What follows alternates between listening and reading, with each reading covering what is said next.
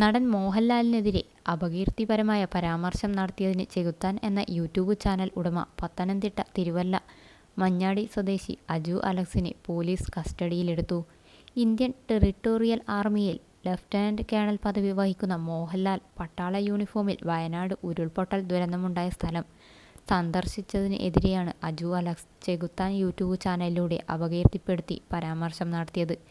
താരസംഘടനയായ അമ്മ general secretary സിദ്ദിഖിൻ്റെ പരാതിയിലാണ് അജുവിനെതിരെ കേസെടുത്തത്. നിരൂപണത്തിൻ്റെ മറവിൽ സിനിമാ പ്രവർത്തകരെ വ്യക്തിപരമായി അധിക്ഷേപിക്കുന്ന യൂട്യൂബർമാർക്കെതിരെ കർശന നടപടി സ്വീകരിക്കാനാണ് അമ്മയുടെ തീരുമാനം. ഭാരതീയ ന്യായ സംഹിത 192, 296, KP ആക്ട് 2011, 120 വകുപ്പുകളാണ് അജുവിനെതിരെ ചുമത്തിയത്. അതേസമയം കേസെടുത്ത പിന്നാലെ ഇയാൾ ഒളിവിലായിരുന്നു. മോഹൻലാലിൻ്റെ ആരാധകരിൽ വിദ്വേഷം ഉളവാക്കുന്ന രീതിയിലാണ് അജു അലക്സിൻ്റെ പരാമർശമെന്നും തിരുവല്ല പോലീസ് രജിസ്റ്റർ ചെയ്ത FIR-ൽ പറയുന്നു. ഇന്ത്യൻ ടെറിട്ടോറിയൽ ആർമിയിൽ ലഫ്റ്റനന്റ് കേണൽ പദവി വഹിക്കുന്ന മോഹൻലാൽ പട്ടാള യൂണിഫോമിൽ വയനാട് ഉരുൾപൊട്ടൽ ദുരന്തമുണ്ടായ സ്ഥലം സന്ദർശിച്ചതിന് എതിരെയാണ് അജു അലക്സ് ചെകുത്താൻ യൂട്യൂബ് ചാനലിലൂടെ അപകീർത്തിപ്പെടുത്തി പരാമർശം നടത്തിയത്.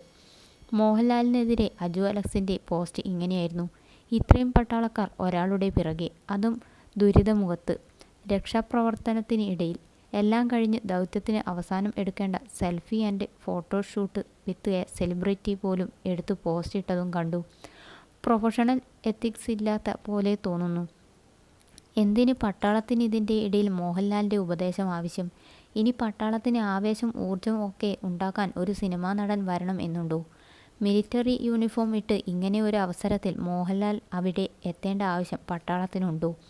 പാഴാകുന്ന സമയം എന്നല്ലാതെ വേറെ എന്ത് പ്രയോജനം ആണുള്ളത്? പണപ്പിരിവിൽ കൂടുതൽ കൊടുത്ത് മോഹൻലാലോ അതോ പൊതുജനമോ അതോ ഗവൺമെൻറ്റോ? കൂട്ടത്തിൽ ഏറ്റവും മികച്ച സൈനികൻ അല്ലെങ്കിൽ ഇങ്ങനെ ഓപ്പറേഷൻ മുമ്പ് ചെയ്തു പരിചയവുമുള്ളത് മോഹൻലാലിനോ? എന്താണ് ഇയാളുടെ യോഗ്യത? എന്താണ് ഇയാളുടെ പ്രവർത്തന പരിചയം? എന്താണ് പട്ടാളത്തിന് ഇതിൽ ഉള്ള നേട്ടം?